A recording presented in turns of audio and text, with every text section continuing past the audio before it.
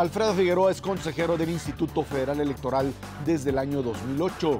Es presidente de las Comisiones Unidas de Capacitación y Organización Electoral e integrante de la Comisión de Quejas y Denuncias. En 2011 integró el Comité de Radio y Televisión, año en el que se reformó el reglamento que rige las prerrogativas de los partidos políticos de acceso a radio y televisión. En la reforma constitucional de 2007, formó parte del Comité Conciudadano para la Reforma Electoral. Alfredo Figueroa es maestro en Sociología Política por el Instituto de Investigaciones José María Luis Mora y además tiene estudios de doctorado en la Benemérita Universidad Autónoma de Puebla. Desde principios de la década de los 90 tiene vínculos con la vida electoral y democrática en México, participando en varias organizaciones de la sociedad civil. Ha escrito en diversas publicaciones especializadas en materia electoral y ha colaborado en diarios de circulación nacional como Reforma y El Universal. Alfredo Figueroa, muchas gracias por estar aquí con nosotros en línea directa con la transición. Se terminó el proceso electoral, el IFE cumplió con sus responsabilidades. Tu evaluación del proceso.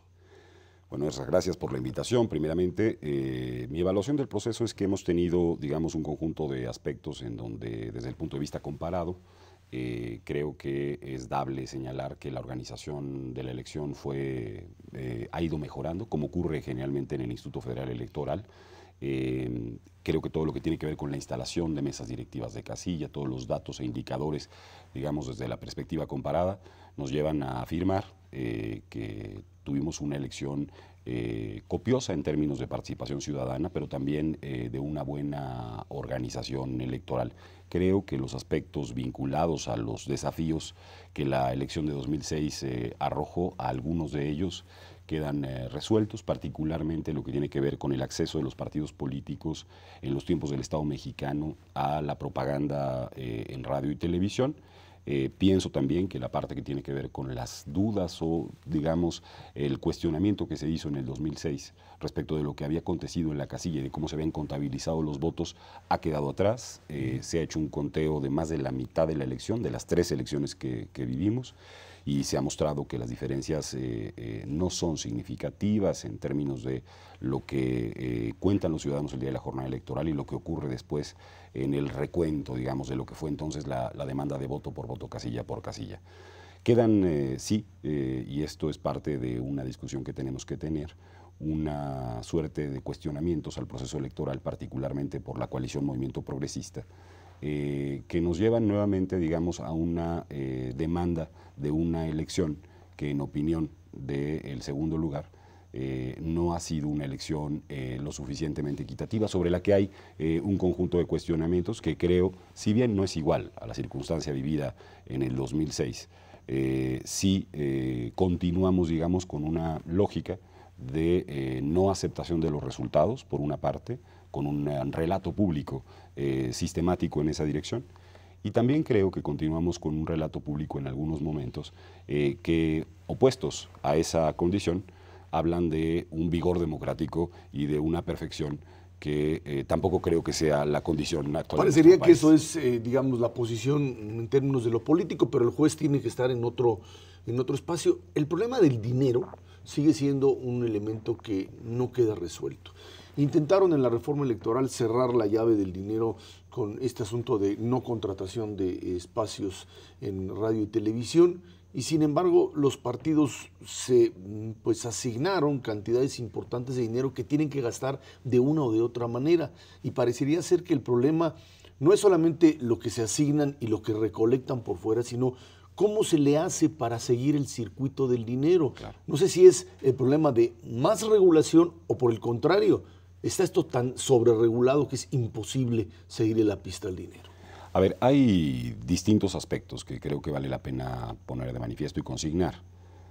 Hay una enorme diferencia, digamos, en mi opinión, respecto del planteamiento vinculado al dinero en el 2006, porque este significaba la posibilidad de comunicarse o no comunicarse con la ciudadanía. El que tenía dinero lo hacía, el que no.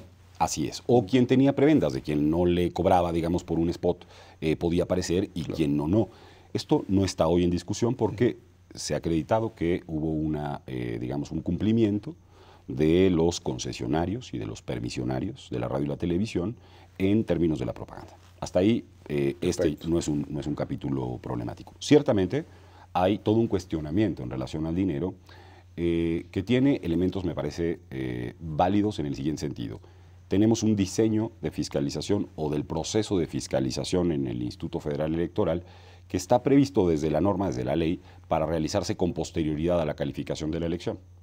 Al mismo tiempo, los criterios establecidos por el tribunal, a través de la interpretación de la nueva reforma en derechos humanos, etcétera, aunque había desaparecido la causa de nulidad abstracta, se reabre, digamos, merced a una interpretación integral, pero me parece que faltan instrumentos de diseño legal que permitan concluir el proceso de fiscalización y entonces poder entrar al análisis de si se ha violado o no un principio constitucional como es la equidad, porque la equidad tiene uno de sus ejes, uno de los más importantes en el dinero que hay en las campañas. Entonces, ahí hay un problema de diseño legal.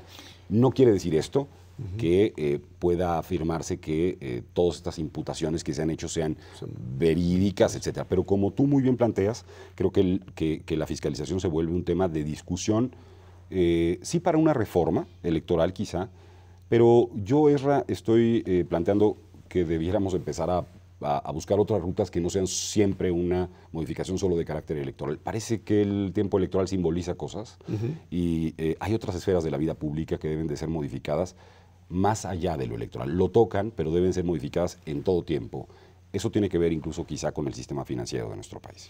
Ahora, el hecho real aquí es que los partidos políticos no legislaron de manera tal que aquel que rebase gastos de campaña pues pierda la elección o pierda el puesto que supuestamente gana. Eso es un elemento importante. Y lo segundo, que los resultados de esa fiscalización se den pues ya una vez que está elaborado, que está dictaminado, que ya están en funciones. No es fortuito. No es fortuito, se determinó, y fue una discusión en el 2007, si esta debía ser una causal de nulidad de la elección, y los legisladores ordenaron que no fuera de esta manera. Pero al mismo tiempo hay una paradoja, porque por el otro lado existe la calificación, digamos, de la validez de una elección, y para establecer la validez, el tribunal ha establecido que debe entrar a valorar si hay un principio constitucional que se ha violado. Bueno, si eso se está valorando, el juzgador debe contar con elementos para poder llegar a esa conclusión. Uno de ellos tiene que ver con esa ruta. Así que por eso hay ahí una paradoja legal o un diseño legal que hay que revisar. Pero yo coincido contigo, hay cosas que tenemos que revisar sobre los dineros públicos con los que se financian los partidos políticos, sobre si los topes de campaña son en realidad, se pueden cumplir, o en realidad son ejercicios en donde los partidos hacen un proceso de simulación que hace que, digamos, todos ellos o muchos de ellos estén muy en la franja de rebasar los recursos con los que se financian los partidos. Estamos platicando con Alfredo Figueroa, aquí en Línea Directa con La Transición.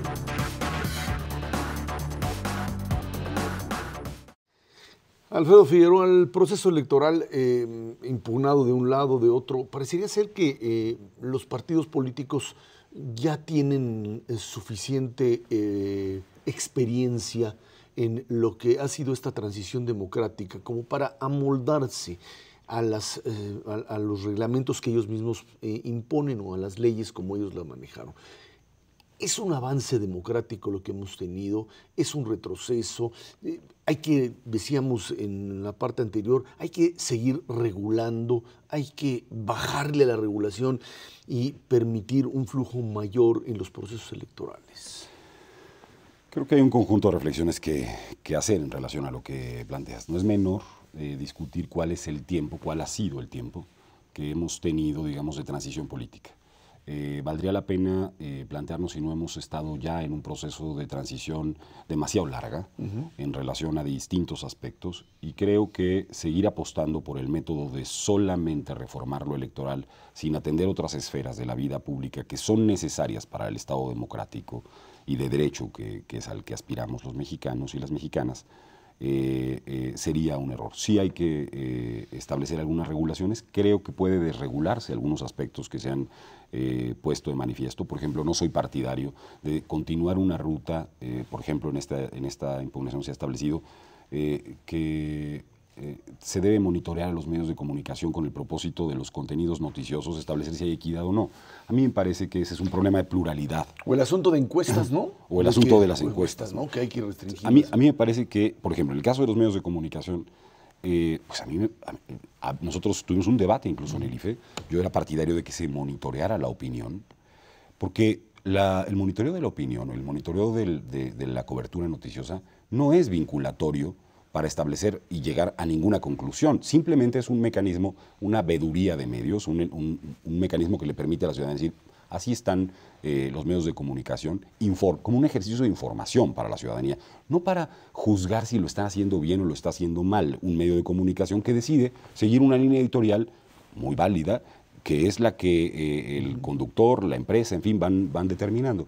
Creo que ir por la ruta, digamos, de contenidos en términos de radio y televisión no sería, en mi opinión, un buen camino. Pero, frente a eso, necesitamos, para desregular incluso más todo lo que tiene que ver con este aspecto, pues necesitamos pluralidad en la televisión mexicana y en la radio mexicana. Una pluralidad que no existe porque existen pocos medios públicos y porque existe una extraordinaria concentración en 2 empresas de televisión y en 2 dueños de esas empresas de televisión que son esencialmente quienes deciden qué podemos ver y qué no podemos ver.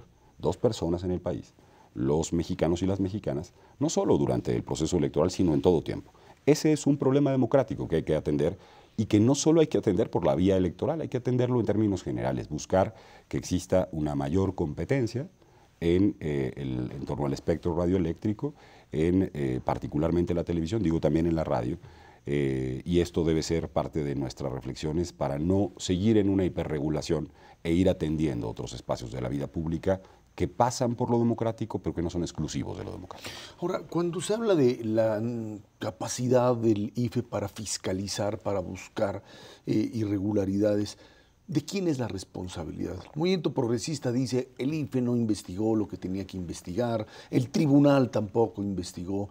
¿No es obligación de los partidos presentar las pruebas o hay que convertir al árbitro de la contienda en aquel que tiene que ir a buscar, porque se dice, porque lo vio, porque hay indicios, él tiene que ir a buscar las pruebas de que existieron irregularidades?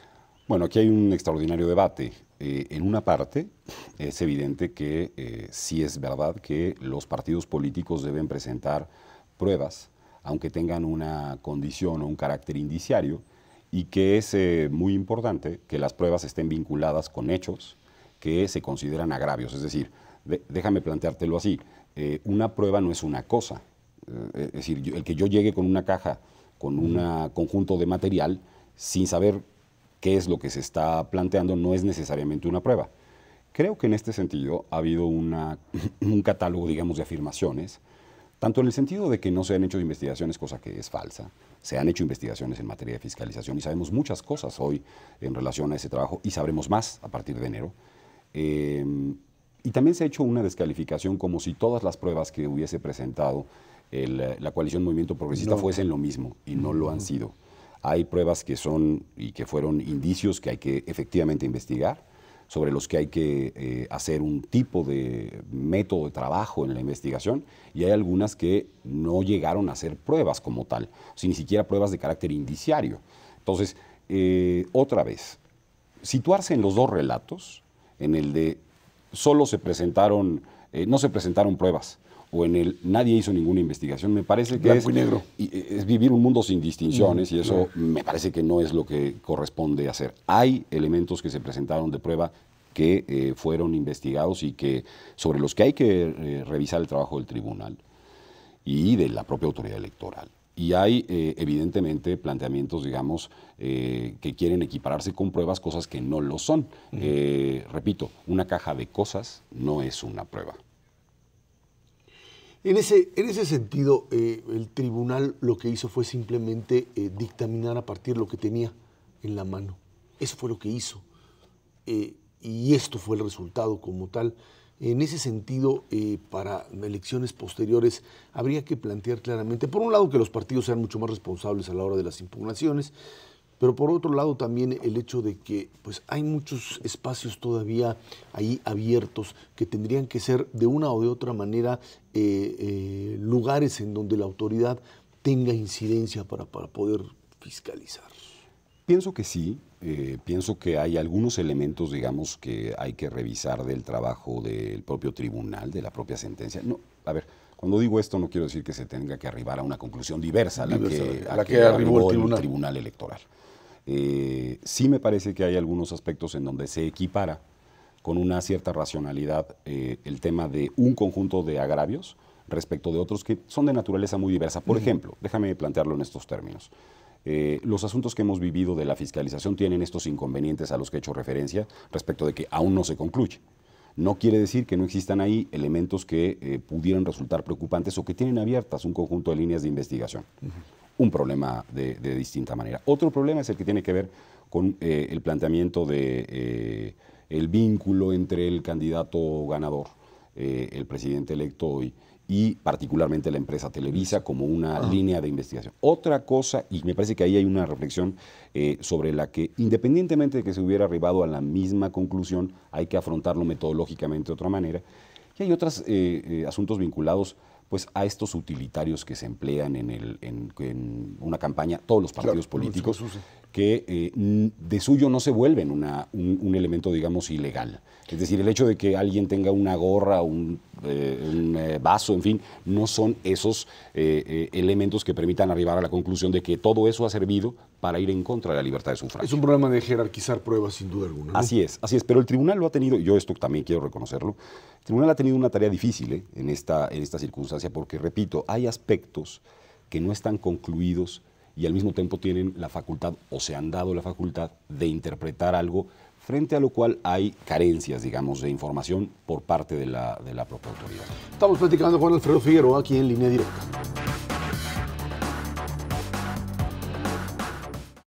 Alfredo Figueroa, Tribunal Electoral, no digo versus IFE, pero sí como que en un momento determinado las decisiones que toma el Consejo General del IFE terminan siendo rectificadas en una proporción, pues no sé si es alta o baja, pero que parecería ser que en un momento determinado se convierte algo así como en su maestro que le dice esto está bien y esto está mal. En la última elección o en el dictamen final hay una ratificación prácticamente de todo aquello que el IFE concluyó y lo aceptó. ¿Ya existe una uniformidad de criterios jurídicos en ese sentido? Bueno, existe en algunos de los aspectos vinculados a diversos temas. Hemos avanzado desde el 2008 para acá. Era normal que al principio, digamos, existiesen un conjunto de criterios que se fueron formando. Y creo que además está pensada el diseño constitucional de esta manera, para que haya una revisión del Poder Judicial de las acciones que hace la autoridad administrativa, y eso me parece positivo. Incluso me parece positivo que existan diferencias.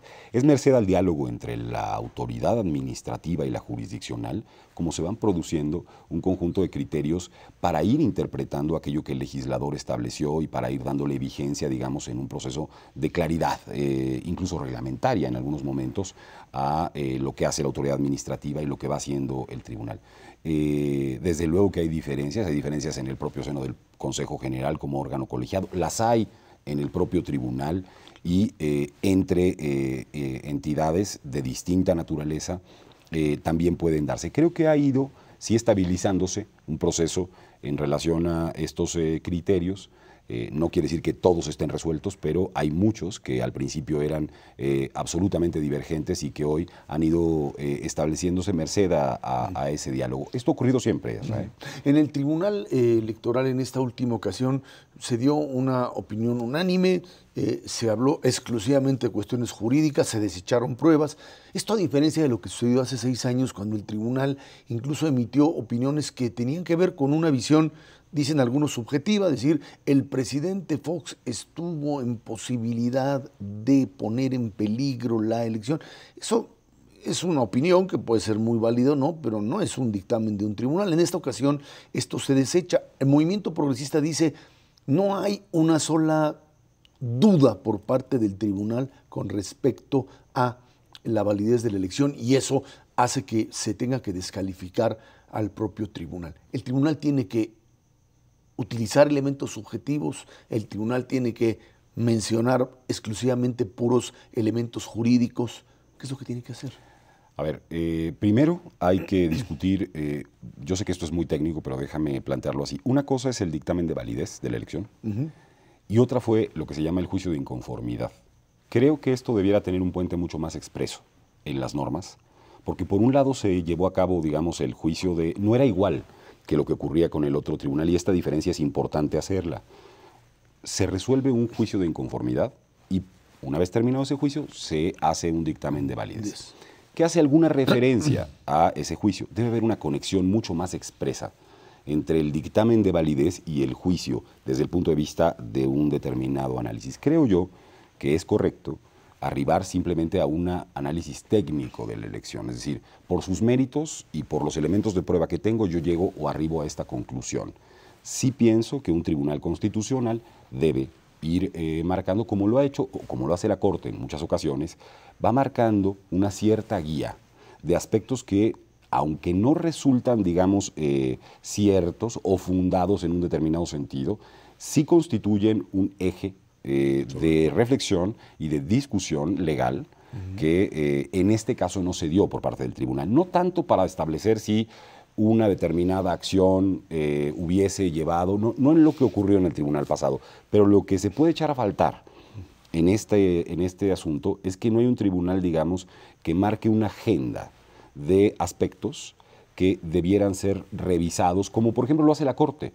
Si recordamos cómo ha resuelto pues casos emblemáticos y paradigmáticos, el caso, por ejemplo, del gobernador de Puebla, Mario Marín, no llega a la conclusión pero construye un conjunto de aspectos que son muy útiles para la vida pública, para los legisladores y demás. Esto no ha decidido no optar por no hacerlo, quizá por una valoración de otro orden. Sí hay una resolución de carácter jurídico y un dictamen, pero no hay, digamos, una interpretación constitucional de las propias deficiencias de la ley. Y repito, ojalá pudiéramos discutir esto sin necesidad de plantearse que hubiese concluido una cosa diversa a la que concluyó el propio tribunal. Simplemente los aspectos que hay todavía ahí en ese diseño que vale la pena revisar. Finalmente, cuando se habla de la presión que ejercen los partidos políticos sobre los consejeros, partidos políticos que los eligieron ustedes finalmente y que de repente empiezan a decirles, pues no estamos de acuerdo, hicieron mal las cosas, dictaminaron mal, ¿es algo que está ahí presente como un elemento de presión?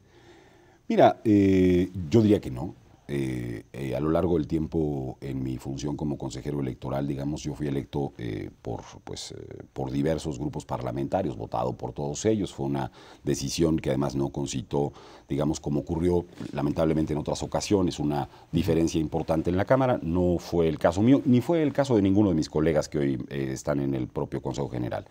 Sí, desde luego que la presencia de los partidos manifestando sus posturas, sus diferencias, etcétera, son un tema de debate, un tema de discusión, pero yo no he tenido, digamos, un tipo de presión que yo considere preocupante en términos de la tarea que desempeño. Sí he vivido y visto durante estos años campañas, por ejemplo, que me han parecido más preocupantes porque son emprendidas desde los medios de comunicación, por ejemplo, desde particularmente la televisión, en el rechazo a la reforma de manera muy señalada, o en la propia radio, ¿no? Me llama mucho la atención ahora que hay la propia televisión, y la línea editorial que yo advierto es cómo hay un movimiento que está cuestionando a la autoridad electoral. Parecieran olvidar que durante 3 años esos mismos medios de comunicación y esos mismos periodistas se pasaron cuestionando a la autoridad electoral por una ley con la que no estaban de acuerdo. ¿Y es algo que seguirán haciendo? Puede que lo sigan haciendo, pero no me da la impresión de que, no sé por qué se preocupan tanto de una coalición que está enfrentándose a la autoridad o a las autoridades, cuando fue exactamente la posición que asumieron muchos medios de comunicación. Alfredo Figueroa, muchísimas gracias por estar aquí. Muchas gracias a ti por Alfredo Figueroa, en línea directa con La Transición.